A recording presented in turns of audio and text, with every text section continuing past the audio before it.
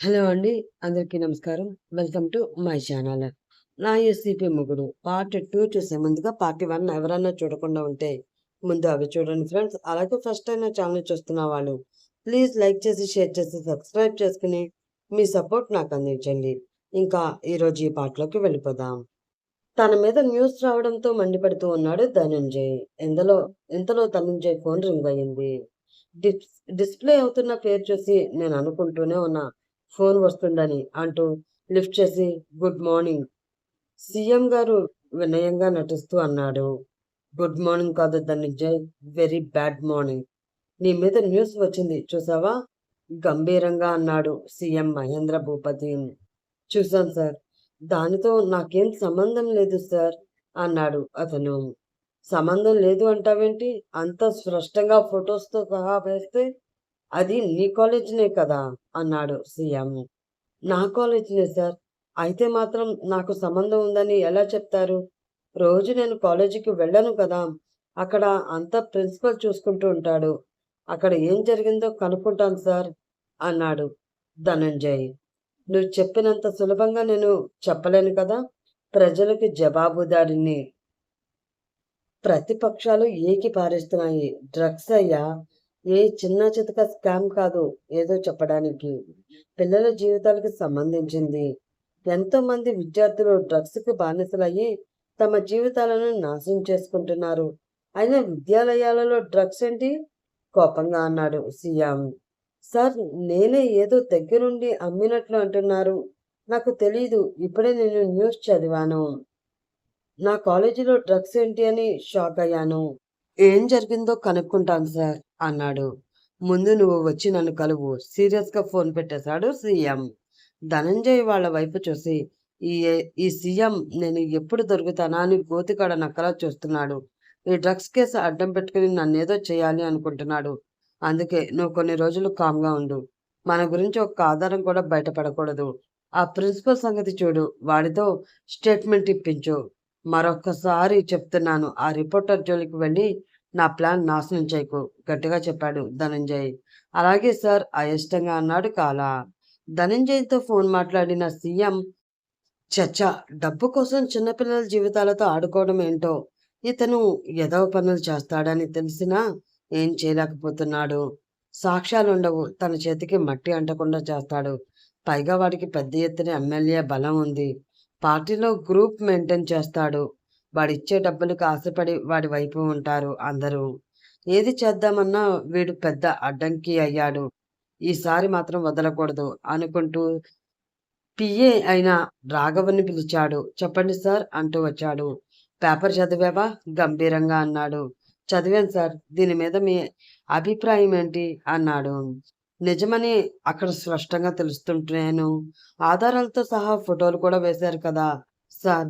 పైగా న్యూస్ రాసింది అక్షర అన్నాడు. ఇలాంటి న్యూస్ వచ్చినప్పుడు రిపోర్టర్ ఎవరో వెంటనే వివరాలు తెలుసుకుంటుంటాడు రాఘవ. అక్షర అంటే అడిగాడు సీఎం. అదే సార్, ఎప్పుడూ మనల్ని ప్రశ్నలతో ఉక్కిరిబిక్కిరి చేస్తుంది.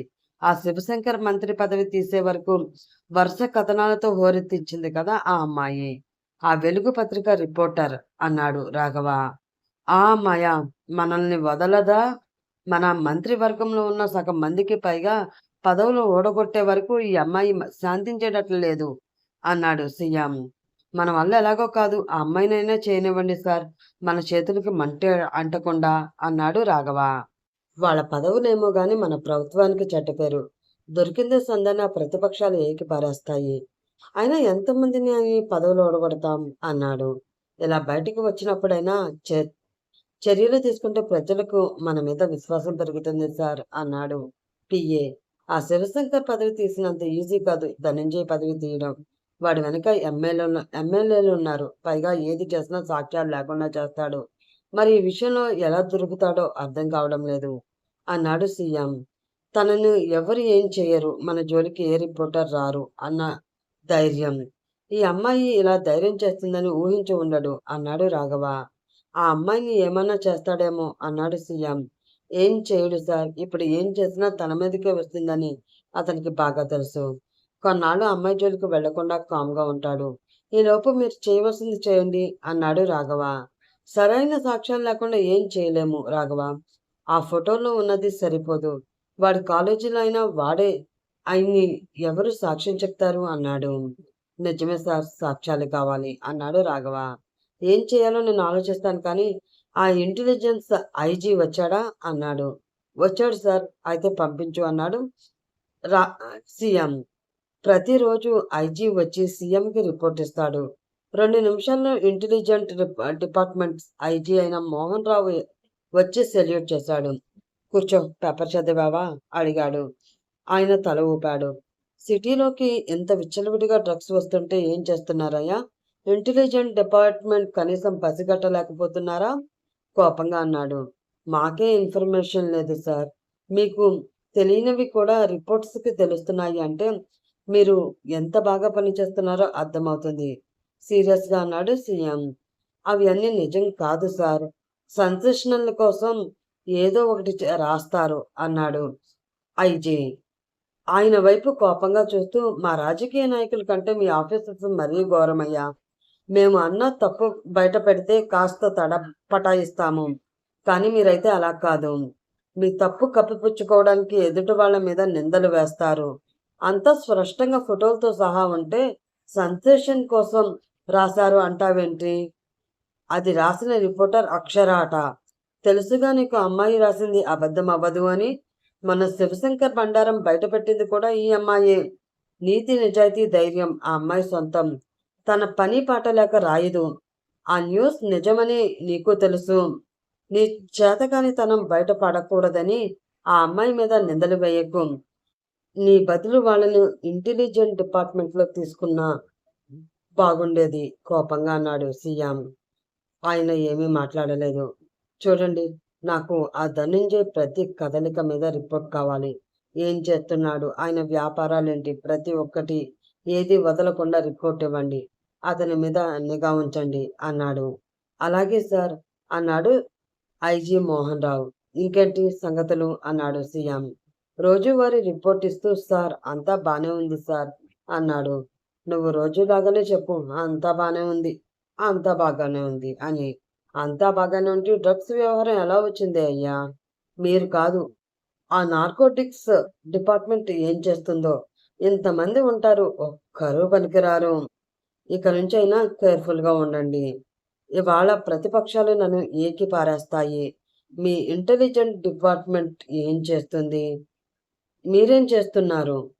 ఎంత బాగా పరిపాలన చేస్తున్నారో అంటూ రాసింది. వాళ్ళందరికీ నేను సమాధానం చెప్పుకోలేక చావాలి. మీకేంటి బాధ? రాష్ట్రంలో ఏం జరిగినా నన్నే అంటారు. వెళ్ళి నేను చెప్పినట్లు చెయ్యి అన్నాడు సీఎం. అలాగే సార్ అంటూ సెల్యూట్ చేసి వెళ్ళిపోయాడు ఆ ఐజీ. రాఘవ కమిషనర్ని నన్ను కలవమను అన్నాడు సీఎం. అలాగే సార్ అన్నాడు. అప్పటికే ఈ పేపర్ చదివిన ప్రజలు, ప్రతిపక్షాలు, పెద్ద పెద్ద ఆఫీసర్లు అందరూ ఈ న్యూస్ గురించి చర్చించుకుంటున్నారు. ప్రతిపక్షాల ప్రభుత్వం మీద యుద్ధానికి సిద్ధమయ్యాయి. ఈ న్యూస్ రాష్ట్రంలో సెన్సేషనల్ అయ్యింది. అప్పుడప్పుడు డ్రగ్స్ దొరుకుతూ ఉంటాయి కానీ స్వయంగా మంత్రి కాలేజీలో దొరకడం, దీని వెనక ఆ మంత్రి ఉన్నాడని వార్త దుమారం సృష్టించింది. ఇంత అలజడికి కారణమైన అక్షర మాత్రం హాయిగా నిద్రపోతుంది. మమ్మీ, మమ్మీ అని లీలగా వినిపిస్తున్న మత్తుగా అటువైపు తిరిగి పడుకుంది. మమ్మీ లే, ముద్దు ముద్దుగా అంది ఆ పాప. లేవలేదు. మమ్మీ తన చిట్టి చేతులతో తల్లిని తట్టింది. ప్లీజ్ కన్నా, నిద్ర వస్తుంది, పడుకొని మత్తుగా అంది అక్షర. నో, తల్లి మీదకెక్కి వేకప్ మమ్మీ, నన్ను బయటికి తీసుకువెళ్తాను అని చెప్పి నువ్వు రాలేదు. నాని అడిగితే వస్తావు అని చెప్పింది. నీకోసం చూసి బాగా ఏడ్చి అలాగే నిద్రపోయాను అంది ఆ పాప. అక్షర చటుక్కున కళ్ళు తెరిచింది. నిద్ర భారంతో ఆమె కళ్ళు వాలిపోతున్నాయి. అయినా నిగ్రహించుకుంటూ, నాకన్నా ఏడ్చాడా? సారీ, నేను వచ్చేసరికి తెల్లవారుజాము అయ్యింది. అందుకే తీసుకువెళ్ళలేదు. ఇంకెప్పుడు ఇలా చేయను, సారీ. కూతుర్ని ముద్దు పెట్టుకుంది అక్షర. మమ్మీ, నువ్వెప్పుడు ఇలాగే చెప్తావు, బొంగమూతి పెట్టింది అదీరా. సారీ కన్నా. తన చెవులు పట్టుకుని, మమ్మీకి బోల్డ్ వర్క్ కదా అంది అక్షర. ఆ వర్క్లో ఒక్కొక్కసారి రావడానికి కుదరదు, అర్థం చేసుకోవాలి అనునయంగా అంది. అదీర పెదవులు ముడుచుకుంది. సండే తీసుకువెళ్తాను, ప్రామిస్ అంది అక్షర. నో మమ్మీ, ఈరోజు తీసుకువెళ్ళాలి అంది అధీరా. సరే, తీసుకువెళ్తాను అంటూ పడుకుంది అక్షర. మమ్మీ లే అంది అధీరా. ఒక్క 10 నిమిషాలు పడుకుంటాను కన్నా గారంగా అంది అక్షర. మమ్మీ నో నో, సన్ను వచ్చిన తర్వాత పడుకోకూడదు అని నువ్వే చెప్పావు కదా, లే మరి అంది అధీరా. ఈ ఒక్క రోజుకి ఎక్స్క్యూజ్ చేయి, కళ్ళు విప్పకుండానే అంది అక్షర. నో, రూల్ అంటే రూలే అంది అధీరా. అధీరని తీసుకువెళ్ళడానికి వచ్చిన ఇంద్రాణి నవ్వుతూ, ఎవరైనా అమ్మలు పిల్లల్ని నిద్రలేపుతారు, ఇక్కడ అంతా రివర్స్. మీ మమ్మీని నువ్వు లేపుతున్నావా నవ్వుతూ అంది. చూడు నాని, మమ్మీ పడుకుంటుందంట, సన్ వచ్చిన తర్వాత నిద్రపోకూడదని నువ్వు మమ్మీ చెప్తారు కదా, మరి మమ్మీ ఎందుకు పడుకుంటుంది ఫిర్యాదుగా అంది అధీరా. నువ్వు చెప్పింది కరెక్టే కన్నా, రాత్రంతా అలసిపోయి తెల్లవారుజామున వచ్చింది మమ్మీ, అందుకే నిద్ర వస్తుందంట. ఈ ఒక్కసారి ఎక్స్క్యూజ్ చేద్దాం, కాసేపు పడుకుంటుంది లేరా, నేను నీకు బాత్ చేయిస్తారా అంది ఇంద్రాణి. నో, మమ్మీయే చేయించాలి అంది అధీరా. పాపం నిద్రపోతుంది కదా అంది ఇంద్రాణి. నో నో, మా మమ్మీనే చేయించాలి మారం చేసింది అధీరా. నా మాట విను కన్నా అంటుండగా, అత్తయ్య నేను చేస్తాను, మీరు వెళ్ళండి అంది అక్షర. సరే, ఆవిడ కిందకి వెళ్ళిపోయింది. కాసేపు పడుకుందాం కన్నా అంటూ కూతుర్ని గుండెల మీద పడుకోబెట్టుకుని కళ్ళు మూసుకుంది అక్షర. మమ్మీ మమ్మీ కూతురు పిలుస్తున్నా పలకలేదు. మమ్మీ అక్షరాన్ని తట్టినా లేవలేదు. కూతురు పిలుస్తున్నా నిద్ర వస్తుండటంతో అలాగే పడుకుండిపోయింది. అదిరా మూత ముడుచుకుని పైకి లేవాలని చూసింది, కానీ తల్లి తన చుట్టూ చేతులు వేసి గట్టిగా హత్తుకోవడంతో కుదరలేదు. కాసేపు దిక్కులు చూస్తూ గుండెలపై పడుకుని అలానే నిద్రలోకి జారుకుంది. ఒక అరగంట తర్వాత అక్షర లేచింది. తన పైన పడుకున్న కూతుర్ని పక్కన పడుకోబెట్టి తన నుదుటిన ఆప్యాయంగా ముద్దు పెట్టుకుంది. కన్నాలే కూతుర్ని తట్టింది. అధీరా లేవలేదు. లేకన్నా, నీకు స్కూల్ టైం అవుతుంది.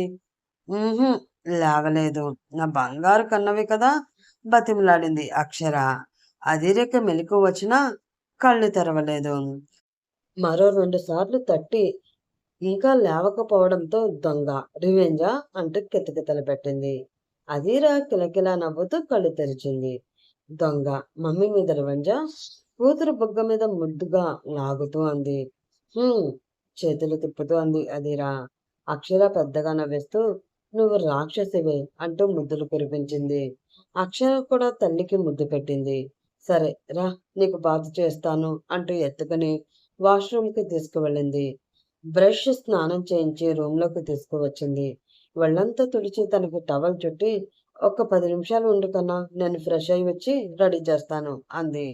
అధీరా తల ఊపింది. అక్షర గబగబా ఫ్రెష్ అయి వచ్చింది. అధీరకి స్కూల్ యూనిఫామ్ వేసి చకచకా రెడీ చేసింది. టైం చూసి రారా, లేట్ అవుతుంది అంది. నేను కాదు, నువ్వే లేట్ చేసావు మమ్మీ, పెదవి విరుస్తూ అంది అధీరా.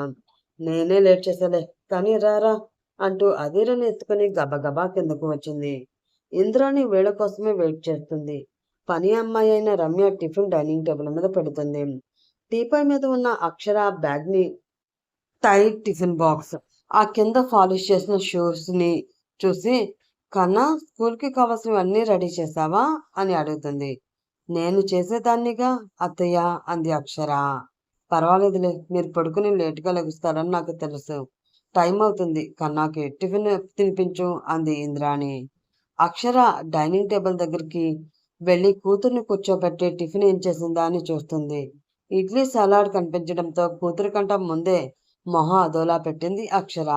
వాళ్ళనే గమనిస్తున్న ఇంద్రాణి, ఏంటి అలా చూస్తున్నావు, టిఫిన్ తినండి, అవతల టైం అయిపోతుంది అంది. తర్వాత హడావిడి పడతారు అంది. నువ్వు చేసిన గొప్ప టిఫిన్ని మేము ఇప్పుడు తినాలా గొనుక్కుంది అక్షర. ఏంటి అంది ఇంద్రాణి. ఏం లేదత్తయ్య, టిఫిన్ చూడగానే ఆకలి బాగా పెరిగిపోయింది, ఎప్పుడెప్పుడు తినేద్దామా అనిపిస్తుంది అంది. ఇంద్రాణి లోపల నవ్వుకుంటూ, మరి అలా చూస్తారే, తినండి అంది. సరే అత్తయ్య అంటూ కూతురు వైపు చూసేసరికి అధీరా మూతి ముడుచుకుని చూస్తుంది. అక్షరకి అర్థమైంది, ఇప్పుడు టిఫిన్ తినిపించేసరికి తనకు నక్షత్రాలు కనిపిస్తాయని. వేరే వేరేది చేద్దామన్నా టైం కూడా లేదు. ప్లీజ్ కన్నా, ఈ ఒక్క పూటకి అడ్జస్ట్ అవ్వు. రేపటి నుంచి నేను నీకు కావాల్సింది చేసి పెడతాను, సరేనా? అంది. నాకు వద్దు, కాస్త కోపంగా అంది అదిరా. ఏంటి మీ ఇద్దరికి టిఫిన్ నచ్చలేదా? గంభీరంగా అంది ఇంద్రాణి వాళ్ళింకా తినకపోవడంతో. అబ్బే, నాకు కాదత్తయ్య, కన్నాకి నచ్చలేదట అంది. అవును, రోజు చెత్త తినే వాళ్ళకి మంచి ఫుడ్ ఎందుకు నచ్చుతుంది? ఇవాల్టి నుంచి నేను చేసే టిఫినే అందరూ తినాలి. కన్నా, ఇడ్లీ ఆరోగ్యానికి మంచిది, మారం చేయకుండా తిను అంది. అదీరా తల్లి వైపు గుర్రుగా చూసింది, తన మీదకి నెట్టేయడంతో. సారీ కన్నా, నిన్నైతే ఏమీ అనదు, నన్ను ఉతికి ఆరేస్తుంది, అందుకే నీ పేరు చెప్పా పళ్ళికిలించింది. అయినా అదీరా గుర్రుగా చూసింది. ఇప్పుడు తినలేదనుకో, రాత్రికి మనకి ఇష్టం లేని కర్రీ చేసి తినే వరకు వదలదు. రేపు ఎలాగో నీకు ఇష్టమైన మ్యాగీ చేస్తాను, తిను అంది. ఈవినింగ్ బయటికి తీసుకువెళ్ళి ఐస్ క్రీమ్ ఇప్పిస్తానంటే తింటాను. బ్లాక్మెయిల్ చేసింది తల్లిని. సరే ఒప్పుకుంది అక్షర. అధీర మొహం వెలిగిపోయింది. ఐస్ క్రీమ్ అంటే అధీరకి ప్రాణం. తల్లి ఎక్కువగా తిననివ్వదు, అందుకే ఇలాంటి సమయంలో బ్లాక్మెయిల్ చేస్తుంది. నిజంగా అంది. నిజం. నువ్వు ఇప్పుడు టిఫిన్ తినకపోతే అత్తయ్య నన్ను తిడుతుంది. మారం చేయకుండా నేను పెట్టింది తిన్నావనుకో, ఈవినింగ్ బయటకు తీసుకువెళ్తాను అంది ఆమె. మరి ఐస్ క్రీమ్ అంది. ఉఫ్, అది కొడిపిస్తాను అంది అక్షర. సరే అంటే నోరు తెరిచింది అదిరా. దీన్ని బ్లాక్మెయిల్కి లొంగవలసి వస్తుంది. ఇది తినకపోతే అత్తయ్య నన్ను తిడుతుంది అనుకుంటూ ఇడ్లీ తినిపించింది. ఐస్ క్రీమ్ మోజులో తల్లి పెట్టిందంతా తినేసింది అదిరా. లేకపోతే ఎన్ని తిప్పలు పెట్టేదో. అదిరా కామ్గా తినడం చూసిన ఇంద్రాణి, ఏం ఆశ పెట్టావు అక్షర? కన్నా టిఫిన్ తినేసింది అంది. నేనేం ఆశ పెట్టలేదు అత్తయ్య, దానికి ఆకలి వేసినట్లుంది. పైగా నీ చేతి వంట కదా, అందుకే తింటుంది అంది అక్షర. అబ్బా, రోజు నేను చేస్తాను, అదే రుచి అయినా ఎప్పుడో మారం చేస్తుందే అంది ఇంద్రాణి. మరి రోజు కామ్గా తింటుంది, పైగా ఇడ్లీ అంది. ఇడ్లీ బాగుంది నాని, అందుకే తింటున్నా, ముద్దుగా మొహం పెట్టి అంది అదీరా. కూతురు వేషాలకి నవ్వొచ్చినా ఆపుకుంది అక్షర. నువ్విలా చెప్పావు అంటే గ్యారంటీగా మీ మమ్మీ బ్లాక్మెయిల్ చేసి ఉంటావు, ఇంద్రాణి అంది. లేదు నాని, ఇడ్లీ సూపర్గా ఉంది, నువ్వు పెట్టు మమ్మీ అంది అదీరా. అనుమానం లేదు, నువ్వు ఐస్ క్రీమ్ అడిగి ఉంటావు, మీ మమ్మీ ఇప్పిస్తాను అని ఉంటుంది, అందుకే తింటున్నావు. నీ వేషాలు నా దగ్గర కాదు అంది ఇంద్రాణి. అదీర తల కొట్టుకుని, నానికి భలే తెలిసిపోతాయి కదా మమ్మీ గుసగుసగా అంది. మరి నాని మనకంటే తెలివి ఎక్కువ కదే అంది అక్షర. అదీర తల ఊపింది. వాళ్ళిద్దరి గుసగుసలకు ఇంద్రాణి చిన్నగా నవ్వుకుంది. అదీరకి తినిపించి హ్యాండ్ వాష్ చేసుకుని ఆమె మూతి క్లీన్ చేసింది. ఈ మిల్క్ తాగు అని గ్లాస్ ఇచ్చింది. మమ్మీ యాక్ అంది అదీరా. తాగకపోతే నో ఐస్ క్రీమ్ అంది అక్షర. అంతే, కళ్ళు మూసుకుని గడగడా తాగేసింది అదీరా. అక్షర నవ్వుకుంది.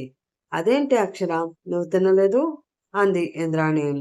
స్కూల్ టైం అయిపోతుంది కదా అత్తయ్య, నేను తర్వాత తింటాలే అంది అక్షర. అదీరా గుర్రమంటూ తల్లి వైపు చూసింది. మమ్మీ, నువ్వు ఎస్కేప్ అవుతున్నావు అంది. లేదు కన్నా, తింటాను, టైం అయిపోతుంది కదా, నిన్ను పంపించి తింటాను అంది అక్షర. నాని, మమ్మీ తినకపోతే నాకు చెప్పు, పనిష్మెంట్ ఇద్దాం అంది అదీరా. అలాగే నవ్వుతూ అంది ఇంద్రాణి.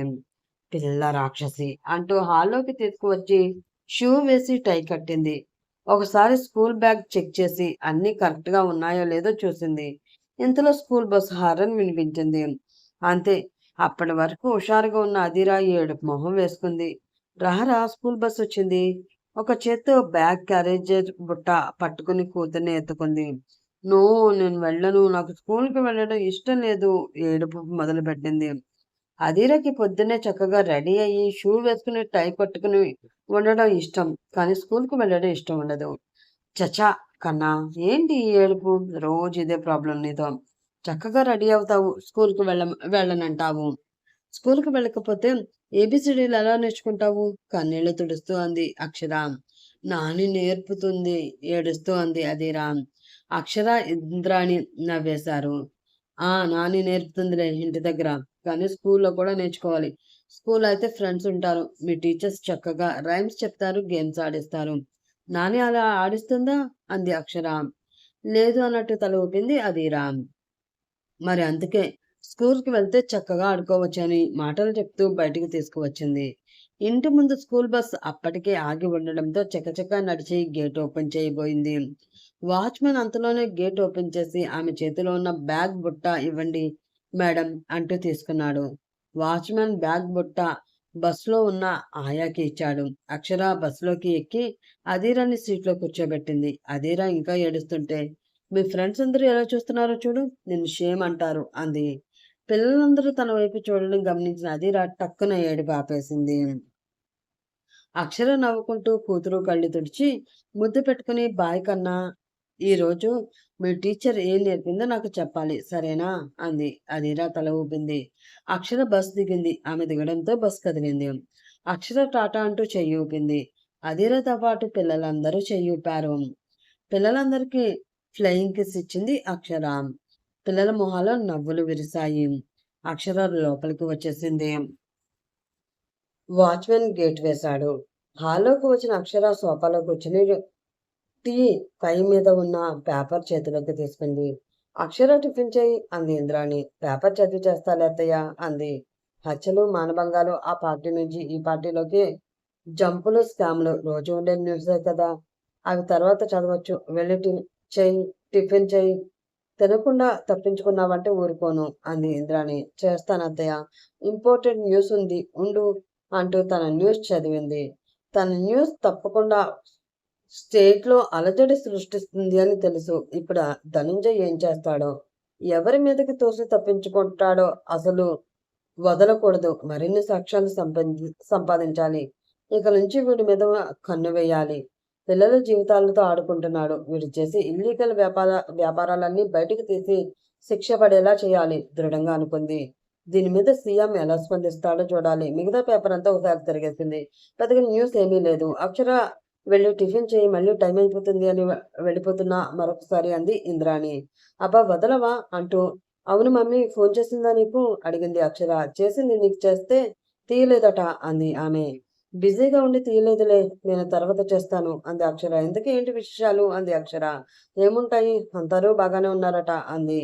నీకు వీలైతే మనందరినీ కలిసి ఒకసారి రమ్మంది అంది. మీరు వెళ్తే వెళ్ళండి అత్తయ్య, నాకు ఇష్టం ఉండదని తెలిసి ఎందుకు అడుగుతుంది అంది అక్షర. నిన్ను చూడాలని ఉందంట మీ అమ్మకి అంది ఇంద్రాణి. వీలు చూసుకుని మమ్మీని రమ్మను అత్తయ్య, నేను మాత్రం వెళ్ళనక్కడికి అంది అక్షర. ఎంతకాలం ఇలా వెళ్లకుండా ఉంటావు? అక్షర మాట్లాడలేదు.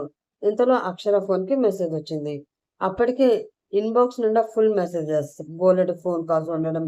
ఉదయం నుంచి ఫోన్ చూసుకోలేదు. మెసేజ్ చదివి టక్కున లేచి గబగబా పైకి వెళ్ళిపోయింది. ఏంటి ఆ హడావిడి అంది ఇంద్రాణి.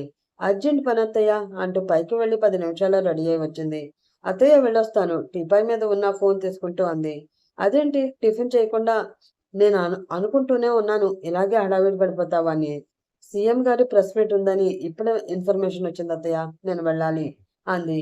ఎలా అయితేనే ఇడ్లీ తినకుండా తప్పించుకుంటున్నావు అంది ఇంద్రాణి. అదేమీ లేదత్తయ్య, నిజంగానే సీఎం ప్రెస్ మీట్ ఉంది నవ్వుతూ అంది.